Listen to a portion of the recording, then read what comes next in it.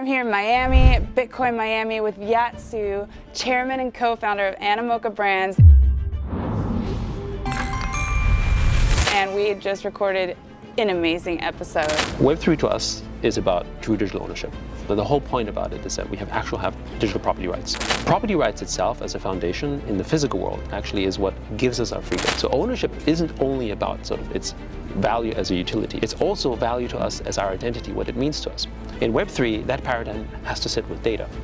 If I actually know what the data is worth, then I'm actually able to not only sort of ask for my fair price, creating a competitive, free and fair market. Yeah. Welcome to the Crypto Megan podcast. I'm your host, Megan Nilsson. I'm a high-end crypto and NFT portfolio and Web3 strategy consultant. I'm currently on a world tour as a Web3 keynote speaker at all the biggest Web3, tech, and fintech events around the world as an industry leader to educate anyone from beginner to C-level executive, and of course, to advocate for women in Web3. My mission is to inspire new people to get involved in the crypto and NFT space with quality, entertaining information they can trust as pioneers in this cultural and financial revolution, a paradigm shift.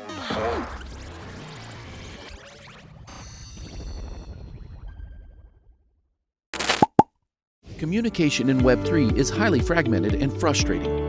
Users have to check various channels to stay up to date with their digital assets, sifting through thousands of spam and notifications.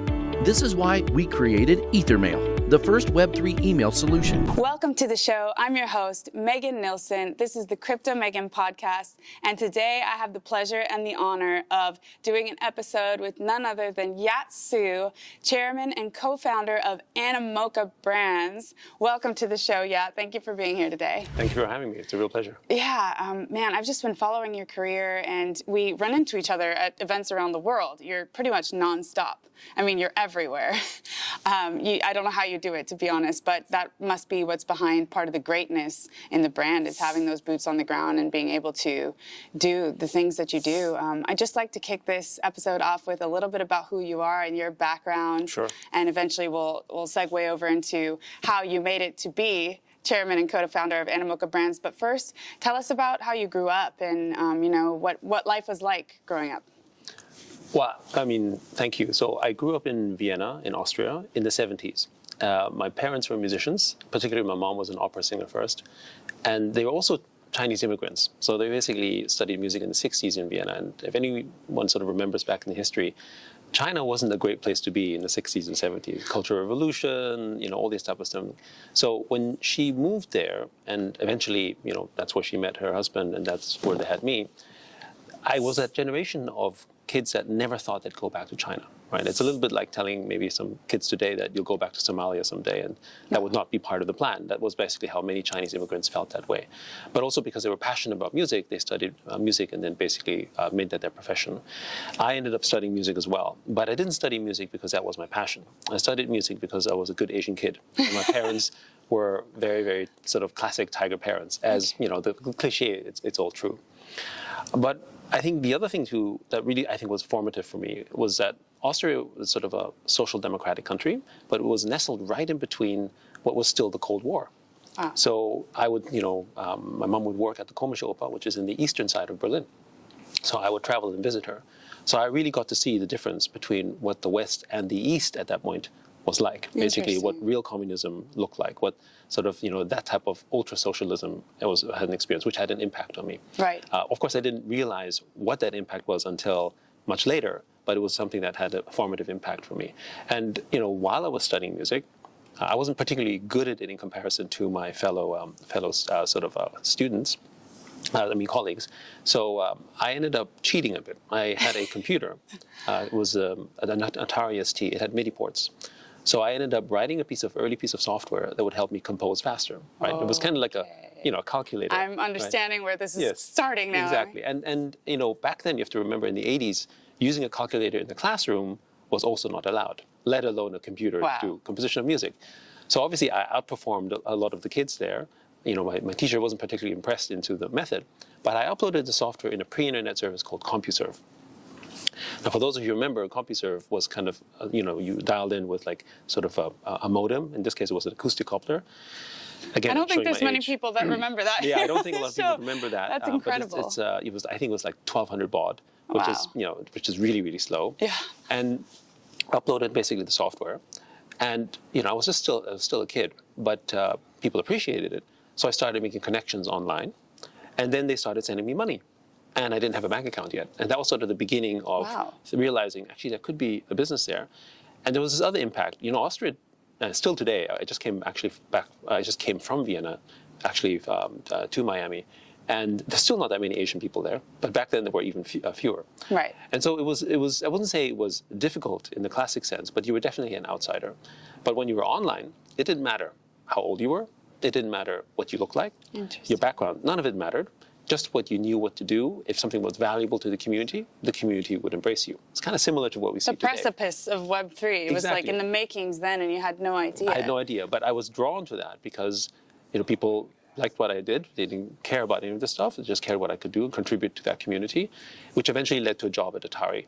Wow, and it was only about the value you were able to provide. Correct, exactly. So just backtracking a minute. So you were studying music and you coded this too. What exactly were you studying within the music sphere? I was studying piano, flute, and cello. Wow, so you played all of those instruments. I did play those instruments. I think this is important in the narrative because even though you didn't like it, I mean, there's something about learning those crafts and getting good at those crafts. What would you say is the kind of like skills that instilled in you by studying those types of music and those forms of music, even though you weren't a huge fan? Hard, raw discipline. The thing about anyone who practices music and then performs music will know is like, and that's one of the reasons why musicians always have a difficult time listening to their own performances, is that you always pick up on your own imperfections. Interesting. You always listen, like in the audience, they were like, hey, this was really, really good. But for yourself, you're like, I made this mistake, I didn't do it quite this way, I didn't express it that way. So that perfectionism comes into practicing music. I used to practice 8 hours a day. Wow. That was sort of the norm. And you didn't like it on top of it. And, coming from a musician family, that was like, hey, like this is what you do, right? And teaching methods back then were also a lot more stricter than they are today, right? So you won't go into the details of that, but the world was different back then. It was. So to me, it was really the discipline. That's incredible. Yeah, I mean, so you didn't like necessarily playing music or learning how to do this, but it did instill in you something that seemingly made you who you are today. Oh, it definitely was formative for sure. Right. And I do enjoy listening to classical music, for instance. I do appreciate music, so I think that has picked up as well. Maybe there's something else that happened there, but I never sort of went back to calculate exactly what this is. But I guess this element of sort of maybe a kind of perfectionism or sort of detail orientation.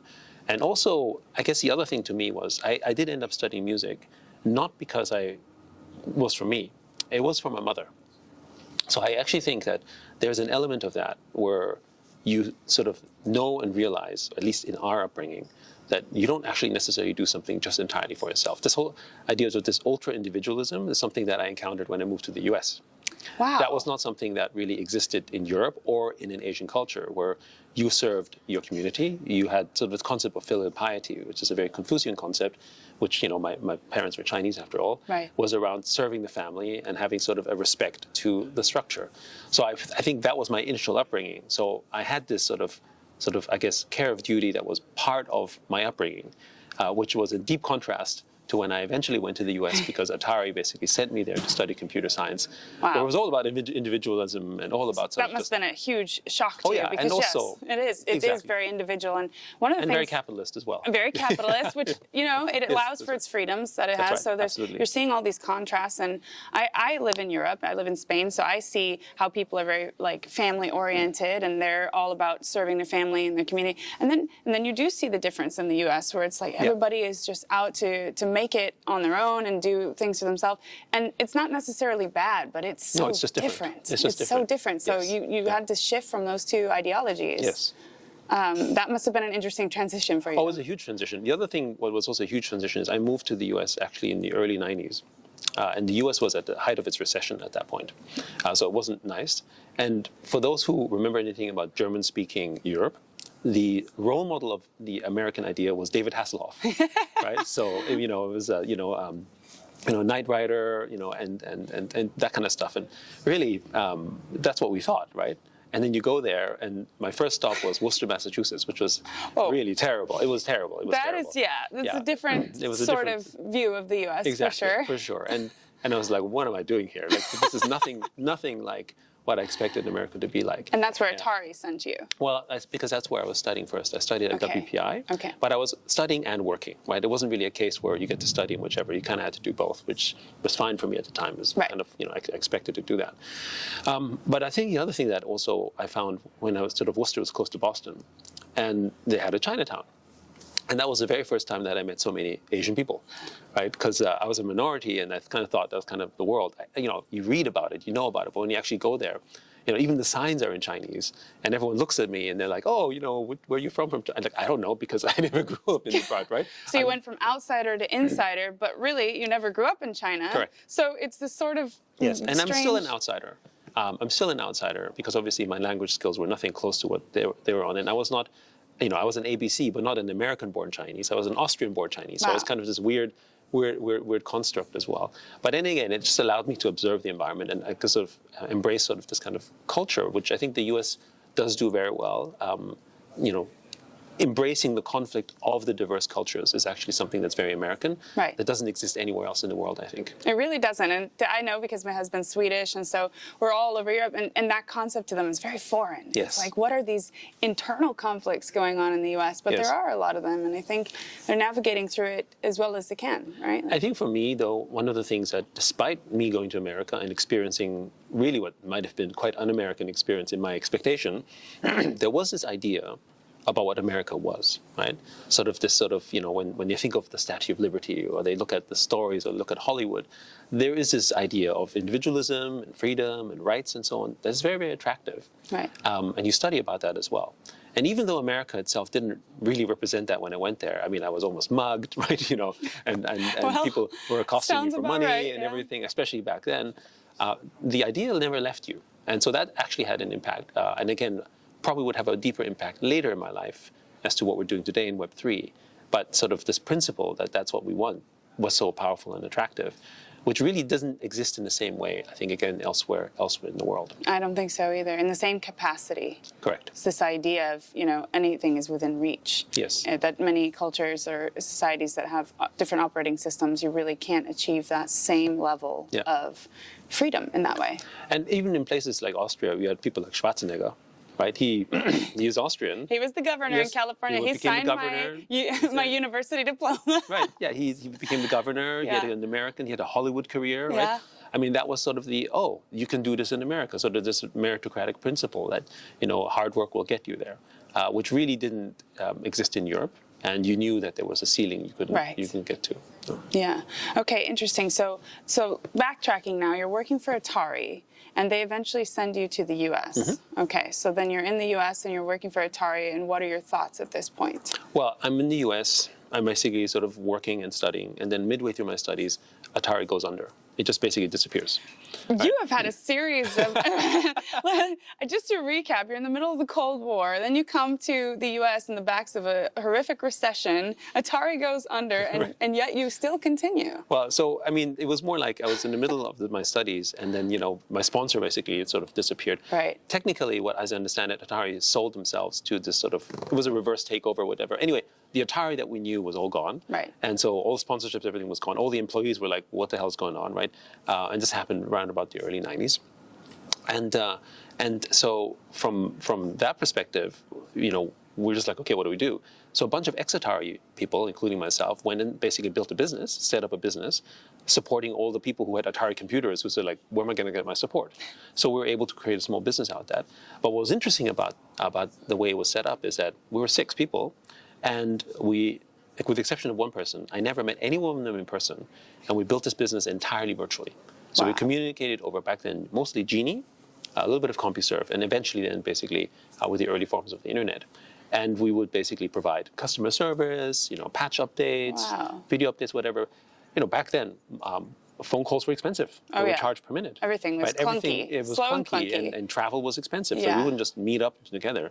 So again, and the that's how it set up. precipice of the very early stages of what is Web3 today. Yes, I guess, or what is the web really? We didn't distinguish between that because Right. the promise of the original web was supposed to be this open, decentralized information system, and Yeah. to some degree, it still is. Except for that information got siloed It to did. people at the top, and then we kind of lost track of that free distribution of information. But the information wasn't really siloed in the classic sense. It was the derivative of that information that got siloed. It's Right. what the data was able to create, not necessarily that the data was out there. So our photos were, the images or the context or the blogs that we write would still be open to everyone. Right. It's the analysis and it's the understanding of what that data would create that was really powerful. That's the part that we didn't have access to Right. in sort of what ultimately became Web 2, where you were able to write to the web, right?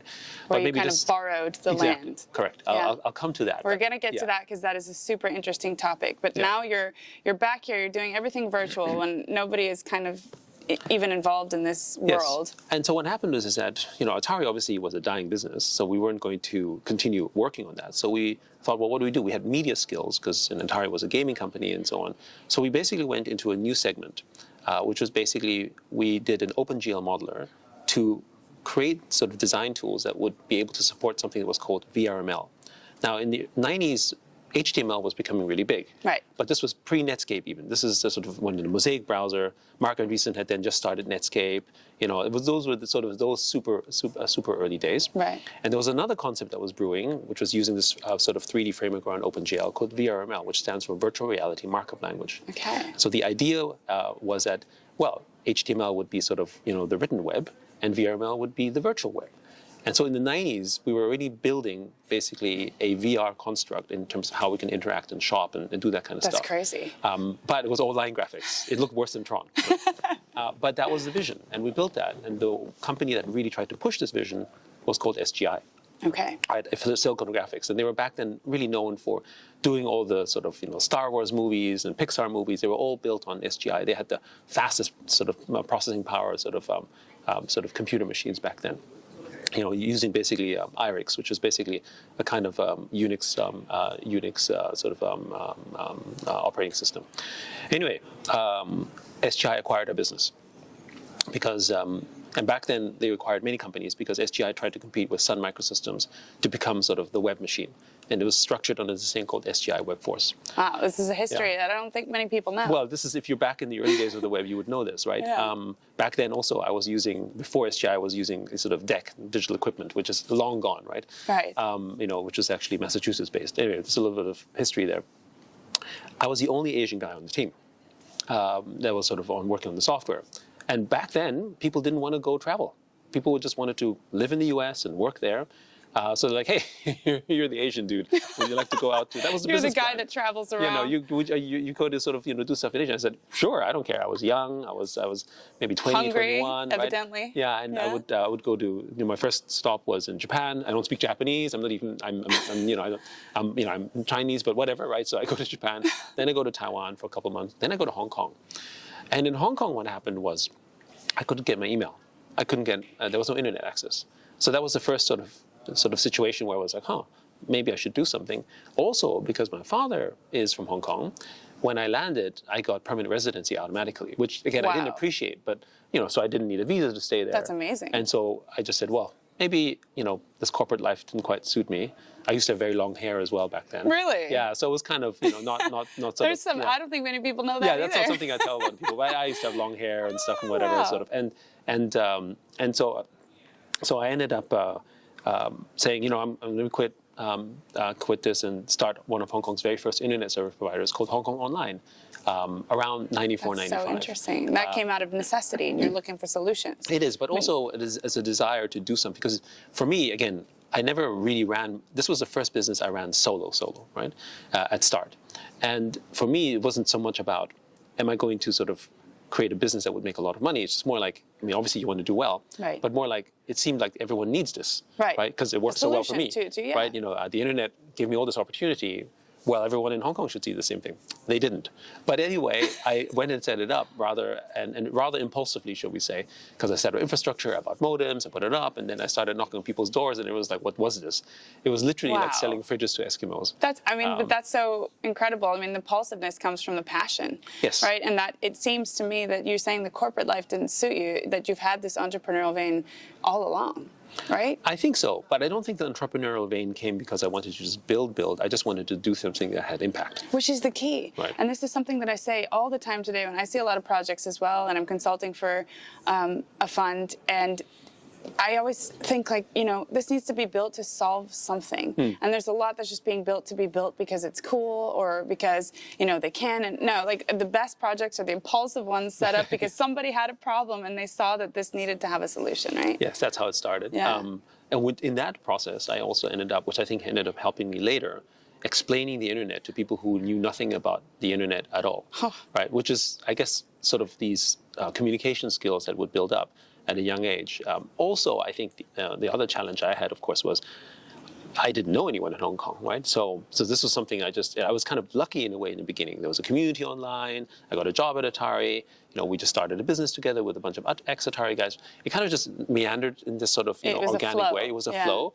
But in Hong Kong, I didn't have that, right? I brought friends over from the US to help start the business in Hong Kong. But I didn't have a network in Hong Kong. Right. And so that was really difficult for me. And that morphed eventually, because I couldn't make proper money on this one, into one of basically Asia's first free sort of free email web hosting and essentially blogging service, sort of around 95, 96, 97, which I thought I would, could be an advertising model. But I couldn't make any money because nobody was going to pay advertising for this sort of internet service that had 300,000 users. But they were mostly, not bad. Back then, it was very, very good, but it was all broke students, so they couldn't pay for anything. So again, it was kind of, because they were the ones who were adopting, right? They were the ones who thought this was cool. Everyone who was older was like, I don't know what this is. Yeah, don't want to touch it. Don't want to touch it. It's, everything. So that's kind of where I found myself. So I took a job at AT&T. And that was interesting as well, because a very senior position, although I was very young at the time, because I knew how to build internet infrastructure. I basically built, the internet setup basically, and with routers and sort of all that kind of stuff together with my sort of early team for this first sort of ISP in Hong Kong. So it was quite technical. Yeah. And AT&T, when the internet was really starting to heat up and the dot-com boom was just about to happen, AT&T basically needed skills in Asia to do so. And they offered me a very good position. So I basically ended up taking that job. But I didn't take the job because I wanted to work at AT&T. I took the job because then I could continue running this community that I had, which was at that time called Hong Kong Cyber City, because I couldn't turn it off because we had 300,000 people using it that wouldn't pay me anything, but they were willing to wait for literally hours to upload their content because I only had a certain number of modems. So they had to queue. And so you had to wait your turn. Wow. And some people would literally wait for 2 or 3 hours so they can batch upload their turns. It was so important for them. That's incredible. Just hearing this now is just kind of like mind-blowing to think how far we've come, and that you had the wherewithal to say, okay, I'm taking this job because I want to be there for you guys. I want to keep this running. Yes. That's incredible. Yeah. And then I guess over time what happened, the dot-com boom really, really accelerated. And the US was just going sort of crazy, like Yahoo bought GeoCities for $4 billion, like sums that nobody had heard of. Right. And then there was this company called Zap, which is a fish oil company that decided that it wants to be an internet play, a .com play back as it was called. Right. And they started acquiring all these companies. .com. Yeah. And they needed to basically buy traffic. And they found us. And they said, because we actually had a lot of traffic, even though it was penniless students, but it didn't matter.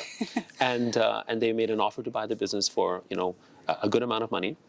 They never ended up paying everything because then that business went under, but that's okay. This is probably where I got my first, let's call it, I wouldn't say big money, but real amount of money where I could actually do something with. Right.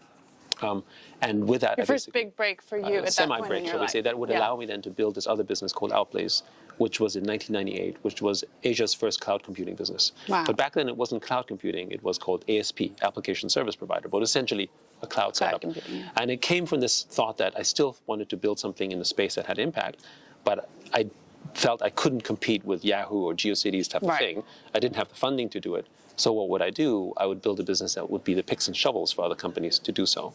And so that email business, email being the biggest part of the business, really accelerated in 2001 when the dot-com boom burst. All of our competitors disappeared. because they couldn't sustain themselves. And we, at the time, were built on Linux because we didn't have money. Right. In the early days, people weren't using open source software, but we were big open source. In fact, we were one of the top 5 Linux deployments in the world in 2001 to That's 2002. incredible. If you search like Outblazing Linux, you'll probably find some records. We were powering up to 70 million mailboxes at our peak. And we were probably responsible for 15% of the world's email at that moment. Most people may not even know this, but service providers like Verizon, Network Solutions, Register.com, Juno Online, these were all big ISPs in the US, they were all using our platform to run their email. That's incredible. And that was basically in 2001, 2002, because we could run it at a cost structure that was literally 20 or 30 times cheaper because we were using open source. While all of our competitors weren't This is using just that. like, for people listening, this is just absolutely mind-blowing to hear this history, because you have literally been playing virtual chess all along. And you say, I don't know necessarily what the music, studying the music did for me or that discipline, but it seems that you are sensationally good at connecting the dots and understanding what's coming, and just that picks and shovels plays. I mean, that's kind of like part of the entrepreneur mind, but not only that, like the investor mind, being able to see things before they happen. So for me, as you tell this story, it's all making sense to me how you got to where you are now. Thank you. Really? I think for me it was organic, but I think what ultimately meant to me was that it just felt like it was the right approach. And as a result, of course, I got to experience a lot of what happened just by doing. Right. And that sort of led into that journey. And then eventually we moved into gaming and other areas as well. IBM ultimately bought that business, that sort of enterprise business, in 2009. And sort of that was the beginning of, I guess, sort of, I guess, where Animoca brand story really started, right? Which is, I had a non-compete in anything enterprise. So I couldn't do anything enterprise for 3 years. And what's nice about IBM buying a business is they don't like to bring founders in. Okay. Because they feel founders are, and that business, they would care more about the cash flow and the fact that it was running a certain way. Right. But founders are disruptive elements, and they didn't like that. Which was great, because it means I was free. You were free. I was free. I had to help Not transition. great for them. Right. It doesn't seem like the right approach to me, but I think it was the right approach for them because IBM is a machine, right? So IBM can't really acquire companies that are very founder-led, but they can acquire solid businesses that would create cash flow or sort of turnover because they're easier to integrate into the machine that was IBM. But do you think that not being founder-led, then they lose something along the way, or they're able to morph it into what they need? I think for them it's more important that they can morph it into what they need. Because they're trying to morph it into their culture. So you were worried about impact, and they're worried about making that impact into a machine. I think so. I mean, the processes. I mean, just as a history, when they acquired our business, we had about 150 staff. The IBM due diligence team was close to 200. Wow. Right. It was. It's just the way that they do things. And then later talking to the team, they were like, well, when we do an acquisition, it's millions of dollars in the process, even if it fails, right?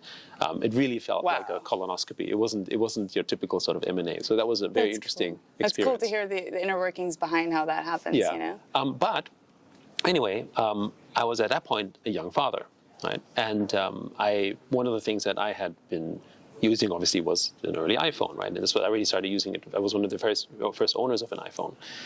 But as a young father, I used to carry on these flashcards. And again, people would, it's not around anymore, but there's the Baby Einstein flashcards. And these flashcards is the kind of things that you sort of, show up onto your sort of little toddler, so that apparently you can help imprint sort of, that a chair looks like this and it's called chair, right? Right. I mean, who knows, right? I mean, but either way, it was sort of a sensation. But you would buy these packs that were like $14 or $19 for like 20. Right. These cardboard things. And as you show them, kids go over them in minutes. So literally you can't have any free time because, you would carry about literally a bag of like 100 or 200 flashcards. So this is nonsense. I can't do anything. So I asked my team to put it on my phone, my smartphone, so I could just have the kid do it, and I can finally have a nice sort of lunch with my wife, for instance, right? And again, a solution. It's just a solution. It's just a solution to something that I had a real problem with. Right. And they said, sure, we'll fix something. And we were sort of experimenting what to do next and so on. And they just put it out there. Kooky idea, like who would give what was like $1,000 device basically to a toddler? They're just going to break it, lick it, or do something with it. Anyway, it was a lifesaver. It worked really well for me. Many parents would agree. Well, this is the thing. Weeks later, the team would come up to me and says, "Have you seen?" I'm like, "I don't know. I don't see anything. I don't know what's going on." And it turned out that millions of downloads happened in that week for this free piece of software. So clearly, I wasn't the only person in the world. You were onto something. Had a problem. And so that led us into thinking about sort of the App Store and sort of what the smartphone device would do, which eventually basically led in the beginnings of the early form of mobile gaming, which then led to the birth of Animoca. That's kind of how that happened.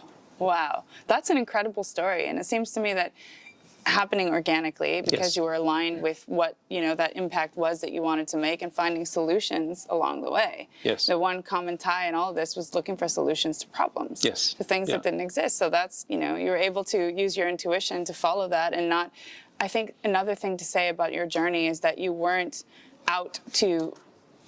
necessarily looking for an end goal. You didn't have an end goal in mind, like this is what I want to accomplish. Yeah. It happened organically because of your, something I needed, for, which was important to solve, which has really been, I think, my entire journey. Right. That's just incredible. It was so amazing to hear about the inner workings of how you grew up and how you came to be the person who you are now. I mean, in Web3, in this, whatever we'll call it in the future, this iteration of the web, I mean, everybody is so interested in what you're doing, and you're basically the powerhouse of gaming. And, so let's segue into what Web3 is today, because we were talking about how the information got siloed in Web2 and in a certain way, right? Which was that we didn't have the control or the power to store our own data, was, we were basically renting that land on Facebook, on Instagram, and on all of those. And one of the things that you say that I really love is you explain ownership in a very cool way, because Web3, I mean, the transformative nature of it is that for the first time we have the free transfer of value. That's right. Right? And real ownership. And I'd just like you to touch on what you believe that ownership is, because your definition is quite different but cool in a way that I think people can resonate with. Over that. Yeah. And maybe I'll also touch into sort of, I think there's a connection between how we view sort of Web3 and what happened in the Web 1 area, because I draw a lot of parallels also to open source, which we're big believers in, and composable as it is right now. But first, Web3 to us is about true digital ownership. So the whole point about it is that we have digital property rights. Property rights itself as a foundation in the physical world actually is what gives us our freedoms, which allows us to do things like the freedom to transact and the freedom to do whatever we want with it, and for third parties to conduct and do business with us simply because we have ownership. By having ownership, the center of attention and the center of power belongs to the people who own stuff, not necessarily the institutions who control that. This is an important point, because this is around basically what the resource of the future, or actually the present, is already. And the resource of the present is data, and the resource of the future is data as well. We used to, in the early days, look at value in terms of like oil, for instance, or things that you would dig from the ground. Right. If I own this piece of physical land and it happens to have oil, I've made it, right? Right. But you won't allow someone to come in and extract that oil from your land for no value. Right. You realize what that is. But if you discover that land 1,000 years ago, it's worthless, because we lacked the machinery that was able to extract value from oil and do stuff. You needed technology to come first and take that oil, turn it into energy, and turn it to what it is today. That's data. In the early sort of 90s, we were already creating a lot of data, but we lacked the compute power, we lacked the machinery, we lacked the AI. At that point, it was more brute force AI, eventually machine learning before it became deep learning. Right. And the inflection point when actually the AI systems were able to create value out of data was when deep learning really came into being. AlphaGo and those type of systems that basically demonstrated that you can actually create a kind of almost intuition out of the data. Right.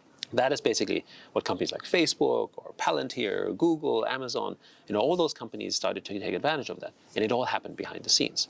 So what was valuable wasn't the data itself. The photos itself is interesting. It's what the data would create. And you look at it today. If we don't have data, then there would be no ChatGPT.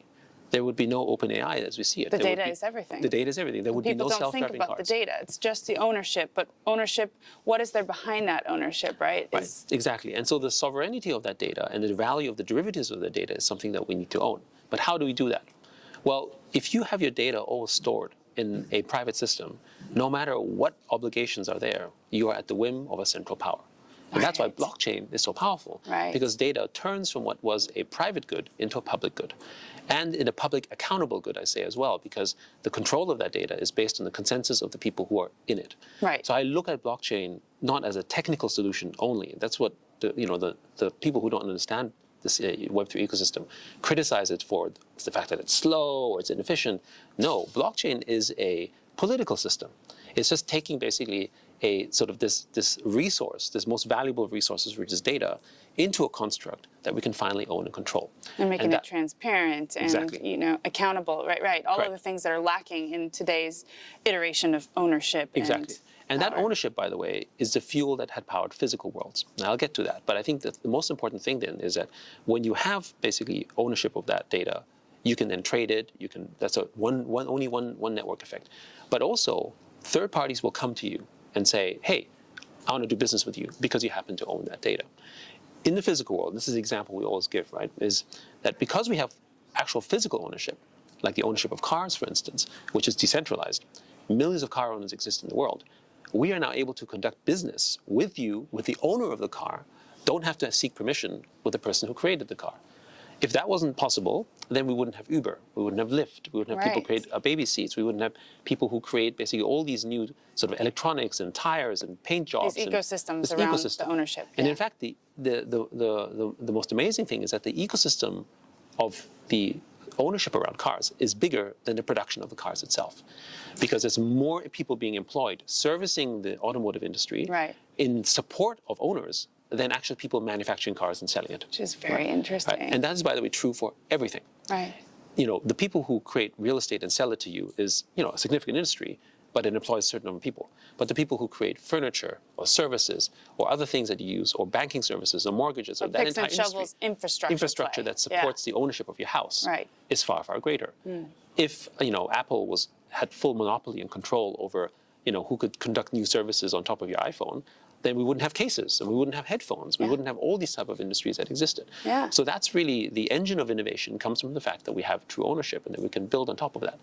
And it also creates more network effects and adds more utility to your item. So the car today, in the early example I gave, is much more valuable, and we're willing to spend more money on it because it has thousands of network effects. It has thousands of services. The car of 100 years ago, or the Ford Model T, had one purpose: to take you from point A to point B faster than a horse and cheaper. Right. And they all were black, and that's fine. Right? It was purely utility. But today, we don't buy a car just to take it from point A to point B. There's a lot of network effects attached to it. Maybe it's social, maybe it's impact, maybe it's comfort. But these are things that we decide when we purchase a car. The fact that it drives you from place to place is a given. The example I often put is how it affects our identity. So ownership isn't only about sort of its value as a utility, which is one element. It's also value to us as our identity, what it means to us.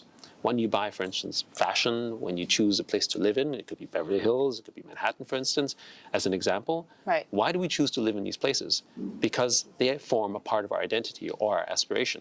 You could buy a house that's much bigger, much cheaper, and perhaps even more comfortable anywhere in the world, but yet you want to live in a crowded, small little apartment somewhere because you want to partake in its network effects.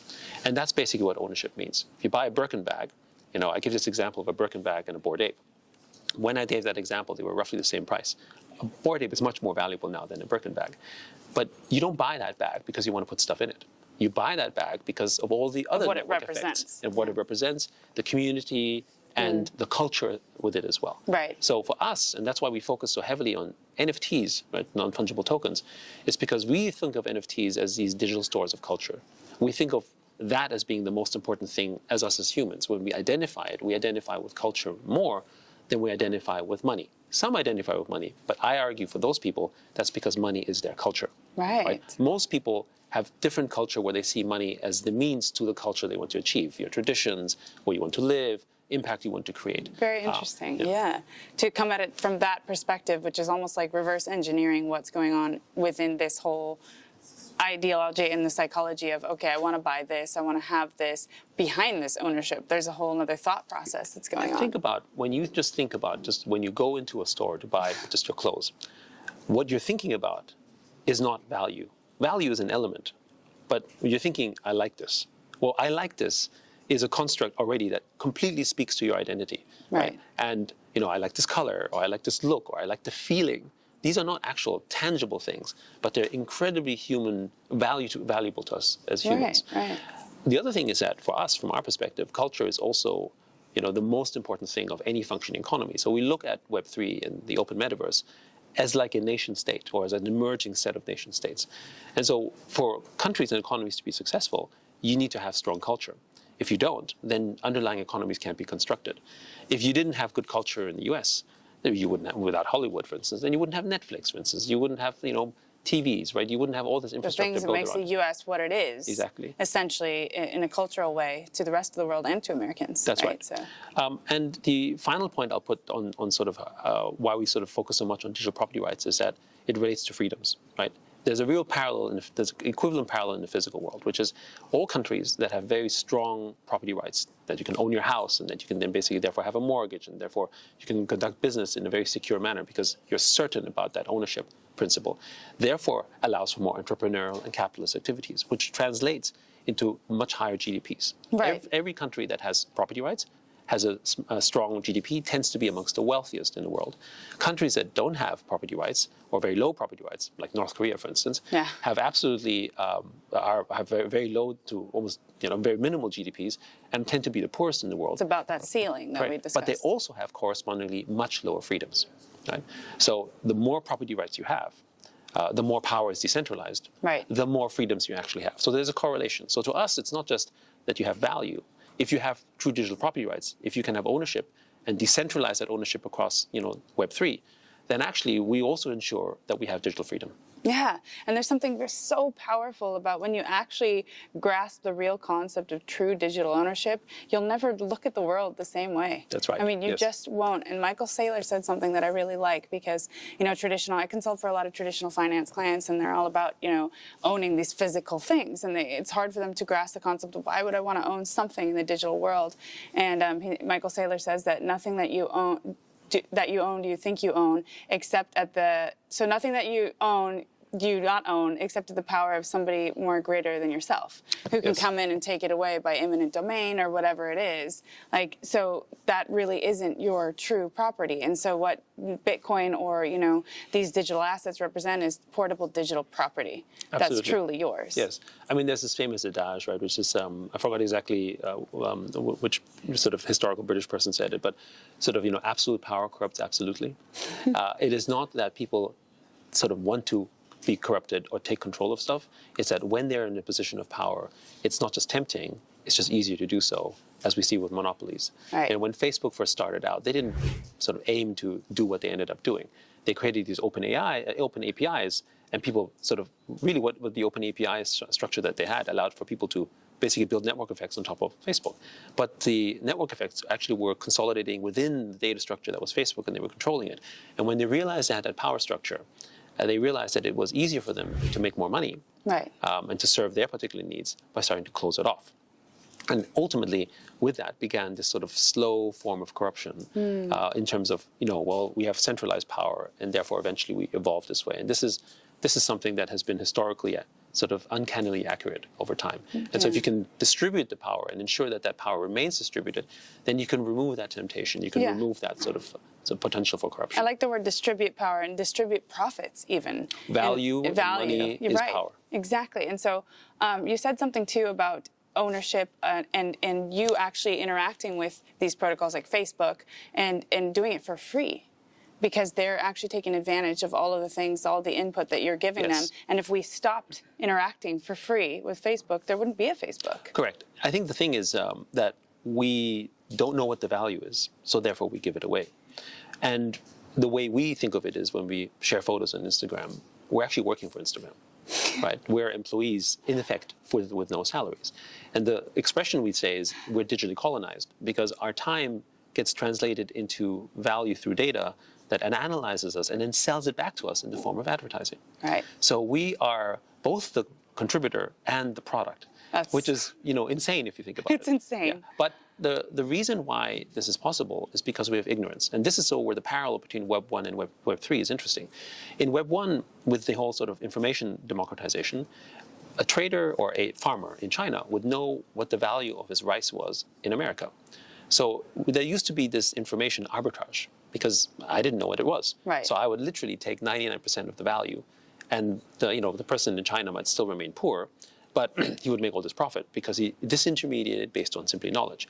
When the internet came about, he was able to say, wait a second, the rice is selling for 100 times more. Information. Yeah, information. Yeah. I want my fair price. Now, he might refuse it, but the opportunity is for an intermediary to come in and say, oh, well, okay, if he won't do business with you, I'll do it because I'm happy to do it for 50% revenue share instead of, me taking 99%, for instance. And that creates a free market, and that creates all of these opportunities. That's what happened basically, with Web 1, with Amazon and Taobao, Alibaba, and so on. In Web 3, that paradigm has to sit with data. If I actually know what the data is worth, then I'm actually able to not only sort of ask for my fair price, an intermediary can come in as well and say, I'll offer you a better one if this person won't do it, creating a competitive, free and fair market. Yeah. And right now we don't know what that is because Facebook won't tell us. So if you're a user in Facebook, you, for instance, using Facebook or Instagram, are worth exactly the same as maybe some person in sub-Saharan Africa, because that's better for them this way. You're averaged down, but probably your contribution to Facebook might be worth thousands, if not tens of thousands of dollars. Now, if you knew that your network effect in Facebook is worth $10,000, your natural response will be, well, shouldn't I be getting something free for that? Shouldn't I be getting maybe a cut of that revenue? Right. More importantly, though, if they won't do it, an intermediary will come in and say, you're worth $10,000 to Facebook, I'll pay you $5,000 to do it. We already do this in the form of influencer marketing. Right? If you think about likes, for instance, or if you think about followers, and people game it so they can get it, because that's the only sort of quasi-imperfect measure to say, oh, you're someone worth sponsoring with. Interesting. Because you have like 1 million followers, whether it's true or not. Right. But I actually don't have the chain analysis to understand, for instance, whether I'm really worth that. The true network The effect. true network Yeah. effect. I don't know that because I only have a centralized platform that tells me to do that. That you're borrowing land from. Exactly, you're borrowing land from. So that paradigm, when it becomes open, then allows us actually to conduct business in a much more faster way. And that's the effect that happens when you have digital ownership. When people look at NFTs, they sort of just look at the pictures, but actually it's the network effects that you can analyze. You can say, okay, this is its volume, this is its interaction rate, this is how many users they have it. And therefore you can begin, as imperfect as it may be in the beginning, a way in which you can truly measure its network effect and analyze it, and then say that's what it's worth. And openly. Which you can't do in the closed networks of social networks, for instance. Right, which is the behind the scenes, I guess, under the hood, look at what this truly is, at what this movement truly represents, which is so much more than people would understand in the beginning, which happens at the inception of every new technology, right? But that's also because they've been kept in the dark intentionally. And I think it's not just about understanding the value of data, it's just generally understanding what is value and financial inclusion. Right. So the barrier of entry into Web3 isn't a technological barrier.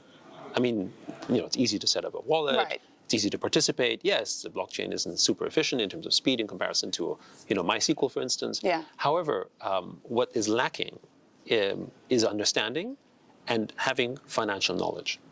So if you don't have the intersection. That's so true. The intersection of people in Web3 who are fully Web3 and have financial knowledge is one-to-one. Mm-hmm. They may not have the same financial knowledge, but they have an appetite for risk.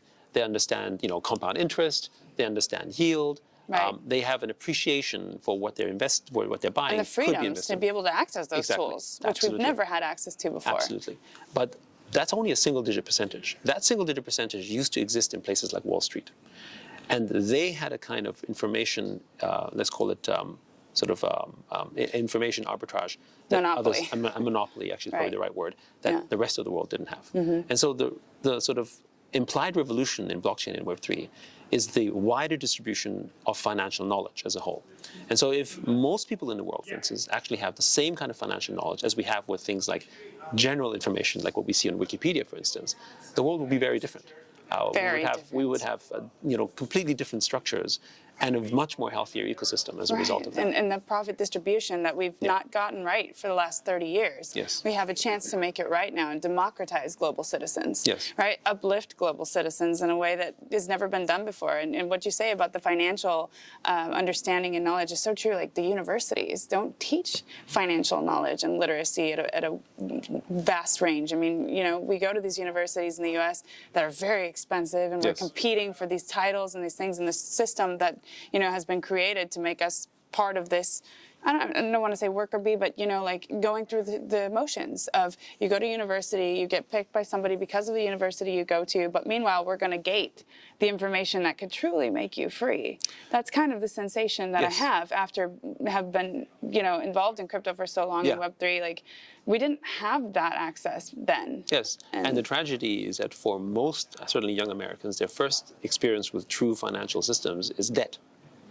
And that's the problem, right? Because you basically get into some kind of long-term indentured servitude of a different type. Okay, you said it right there.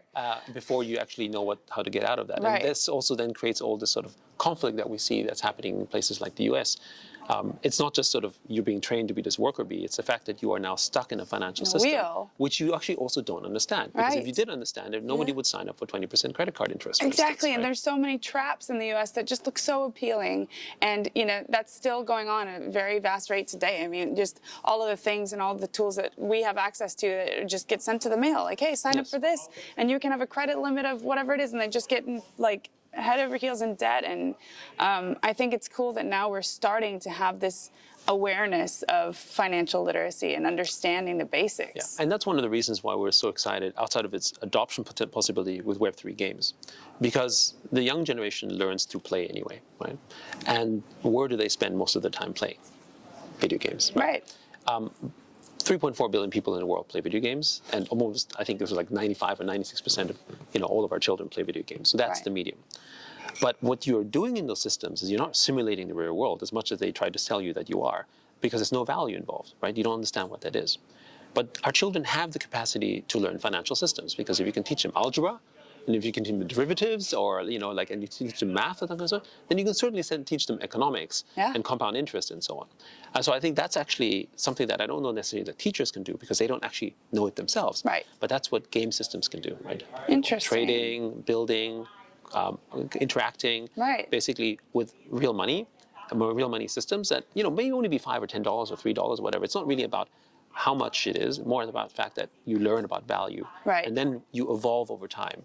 And I think, for instance, by the time you go to college, if you even need to or want to, you'll have a portfolio. It could be very small, but you'll understand exactly how it all works. And probably that portfolio will probably be more deeply in crypto than in stocks, I would imagine. But either way, you basically sort of improve your financial literacy, I think through gaming as a whole. That's so interesting, that whole view on it. I've actually never discussed it in that forum before. But yeah, I mean, it makes sense that you learn about value through all of your interactions in those games. And now segueing toward Animoca and what you guys are looking at and how you've been able to build up this kind of mega portfolio of all these really successful companies doing amazing things. What is it that you guys are, looking for now in investments in the gaming world and in the future of what's coming? So the way that we built Animoca is a little bit sort of based on my own history in the past, right? And which is that I looked at Web 1 and how it evolved, and then I looked at Web 2 and how it sort of went pear-shaped. And so what can we do in Web 3 that would sort of take these lessons? And for me, I think of this as somewhat of a privilege, because it's almost like going back in time, right? If I was able to sort of have what I had now, but what would I do back in Web 1, what would I do?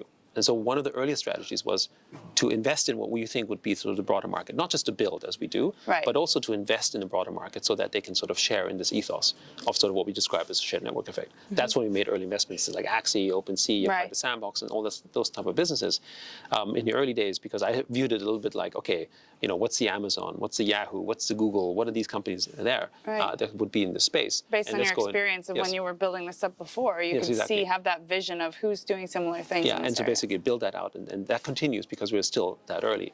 And so today our portfolio is well over 400 companies. Wow. But we also have subsidiaries like the Sandbox, for instance, or most recently TinyTap and so on, and sort of a dozen other plus companies that are sort of building in that space. And the vision still is the same about true digital property rights. And mostly, there's many things that come with it, but I would say the two main things that we still look for is anything that can help build and construct more network effects into our digital property, as in through NFTs, or that can bring mass adoption, right? Those are the sort of the parallels. Now, that means that includes everything. It could be layer 1, layer 2, blockchains that we invest in. It could be lending platforms. Of course, it's games. Of those 400 companies, over 140 of them are actual games in and of itself that we think will also help on board. Most recently, we've made a lot of moves in education and learning, which we think is a really big, important space as well. Where teachers can make NFTs. Freedom. Exactly, all that stuff. So we continue to invest in this manner, and we view sort of Web3 a little bit like Internet 2001, 2002. So from that strategy standpoint, there's still a lot to be done, and we are also fortunate because we're based in Hong Kong, and Hong Kong is extremely Web3 friendly, very sort of pro crypto, and has set policy in place that really help businesses like ourselves versus maybe some other parts of the world. Right. And I have to ask, because I want to hear it coming from you, Sure. who's so deeply entrenched in this and who has such a vision and a history in this. When I'm around the world at certain conferences and certain places, I see a lot of pushback from gamers about play to earn, about the play to earn model and about being able to own their skins and in-game assets. And I find that to be unreal because it's so clearly evident to me. And it seems like it would be a no-brainer for gamers. Why do you think that pushback is there from them? So first, it is an entirely American narrative. If you go, for instance, to Asia, you don't just see people who love the idea of ownership and actually NFTs. Every major game company is thinking about an NFT Web3 strategy. From Square Enix to Krafton, the creators of PUBG, Nexon, Netmarble, Gumi, of course ourselves, right? Clearly, like almost every Asian game company has on their roadmap a Web3 NFT strategy, right? In contrast to the American ones. But that's not to say that the American game companies aren't thinking it. So it's not the studios themselves. Remember, back in 2021, EA and so on were like, NFTs, this is really interesting. And the community was like, no, we don't like that. And basically it came from the community. They retreated. Yeah. I think it has a lot to do with a fear of capitalism that's happened not specifically just in the crypto world, but something that's affecting America. Now, again, when I first came to America, it would have been unthinkable to me that there could be a socialist narrative. But today, socialism is a political platform, and it is a political platform, I would argue, for the Democratic Party for this matter. And I think there was a recent Pew study that showed that 60% of young Americans under the age of 30 preferred socialism to capitalism. That is so interesting. Now, why would that be the case? Well, if you take a look at the last 2 decades, capitalism hasn't worked for young Americans. They've been left behind. And the other thing is because they don't understand how money works, they don't have an understanding of financial systems. When someone makes a lot of money, something is wrong. It's this whole argument of billionaires are a fault in the system.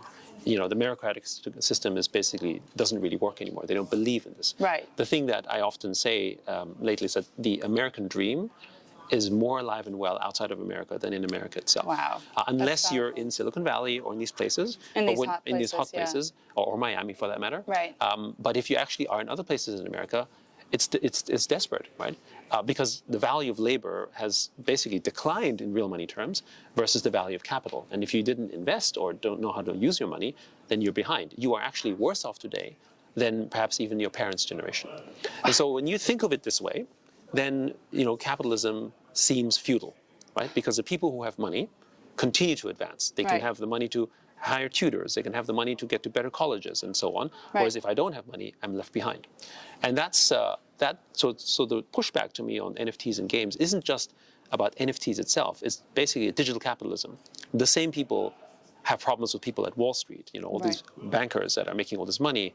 To them it's like dark magic. Right. Also, digital capitalism isn't helped by people who, make money on crypto and then they buy a Lamborghini or something, right? This thing, and they show it off. That sort of feedback is something that is, there's an aversion to it, right? You become allergic to it. And the fear is that you say, oh my goodness, does it mean, because I'm seeing a Bored Ape, that if I want to continue playing this game, I have to spend like $100,000, right? Then I become excluded from the one thing which still feels fair and equitable, as opposed to something that I can't, I would be left out. But of course, it's not true, right? It's not like every car in the world is a Lamborghini, right? You can buy a Volkswagen. You have many options. You have many options, but they don't understand that because, and they don't appreciate and understand also what ownership is and what it means. Because I think in places like America, ownership is taken for granted. You don't actually, Absolutely, you don't 100%. actually understand the fact that you can own your house comes from the fact that you have this constitution and a democratic framework that protects what you have. Right. Whereas in Asia, most people in living memory still remember what it was like to own nothing. Wow. The economy in South Korea 40 years ago was smaller than that of North Korea. That's crazy. Because South Korea was a military dictatorship, for instance. Or look at China, for instance, right? And now all these places have embraced property rights, and they've become amongst the most wealthiest nations in the world. Increasing GDP because of the fact that you have ownership. And in living memory, you would know that. Right? Look at my own history in terms of my parents. They left the region for a reason, to look for better things. Whereas in America, you've enjoyed property rights really for hundreds of years effectively, and it was never under threat. This idea that you would buy a house and potentially could be taken away doesn't even enter your mind. And you, by the way, see this also very much with immigrant Chinese. Or immigrant Chinese are because they were persecuted and so on. They are in search for this kind of sort of safety. Right. And that's one of the jokes that we have amongst us is like, we're somewhat obsessed with real estate around the world. Right? We keep looking at real estate prices and look at that stuff, even though even for just intellectual ideas in terms of pricing, because to us it's sort of a measure of safety as well, which happens with sort of persecuted societies. Wow. And by the way, I've seen this similar effect in Europe. When I grew up in Europe, we were not allowed to talk about money. That's why when I came to America in the 90s, talking about money was sort of the shock, right? It's like everyone openly talked about it and even looked up to it to say, hey, he succeeded. I could be there as well. Exactly. Which it's a sort of kind of motivating factor, right? I see that in Europe still, even Sweden, where my husband's from, it's a highly socialistic place, and people frown upon you talking about doing well or succeeding or having money, and that's a different narrative in the U.S. So I really think this is so interesting how maybe this all ties into that idea of being left behind and not understanding finances and the financial system, and that is what has kept people from truly succeeding, is that lack of education in that area as well, and understanding. Yeah. But I do think, and one of the things that excites us so much about Web3 is that I do think it can help solve some of that. And the reason why is because every participant in Web3 is no longer a consumer to be extracted from, which is the Web2 model. You become a stakeholder, which means, in effect, you own equity in the project you're participating in. You can even earn that equity. Right? So we think of data as a kind of labor. But the labor that you receive isn't money terms, because has been a betrayal in terms of the value of money for many reasons in the last decades. Right. But instead, you own equity. Now, imagine what the world would look like, that instead of your pension being paid to you in cash, that obviously has depreciated pretty badly, right, you receive a fractional ownership of property in the city that you live in. What would that look like if suddenly every pensioner actually owned real estate? As just one example of the effect of ownership. That's kind of what Web3 really is, right? When you participate, you end up becoming a stakeholder, an equity owner of the projects you're involved in.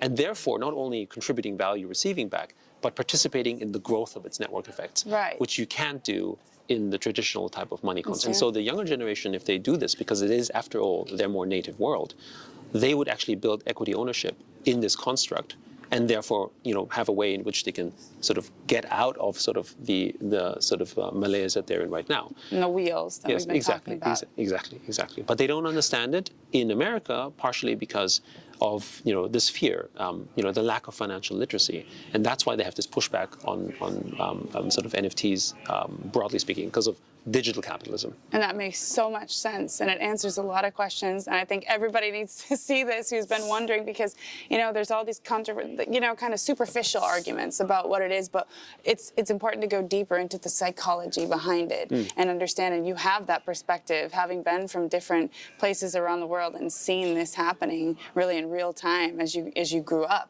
and finding solutions to them. I find that absolutely fascinating, and I think everybody needs to watch this and to understand the inner workings behind what's going on here, because digital ownership is so much deeper than what people perceive from the outside, and it actually ties into everything about financial literacy, about the true value of freedom, and that it's being taken for granted in the American society as well. I think that's so interesting. I think the challenge that a lot of young Americans have is that one of the things that they, because they don't understand it, and they also don't know how to get out of their circumstances, they actually start to lose hope. And that's really dangerous. That's so dangerous. Because if you lose hope, then, and you're not optimistic about your future, then the natural response is to sort of look inwards. And the natural response also is to basically generally bring people down, as opposed to sort of advance yourself to advance others. To become maybe apathetic and not reach your true potential, because you've essentially given up in a way. You just fall into this, kind of robotic way of living your life and not ever reaching that true potential, and that's tragic. And so I love what you're saying here, because that's essentially saying that Web3 is an opportunity to give hope back to the people. It is. And that is so powerful. So it's incredible that we have a company like Animoca Brands, in the driver's seat, literally paving the way as the trailblazer in this movement. And we can see why now that you've made it this far and you've been able to grow this empire that is Animoca Brands. And, I've been very privileged to have this conversation with you today. Well, thank you so much. Thank you for sharing all those wonderful stories about your upbringing coming to the U.S. And I'm very excited to share this. And I hope that we can catch up again soon sometime somewhere else in the world. Sure. No, it would be a privilege. Thank you so much. Thank you so much for being here. Thank you.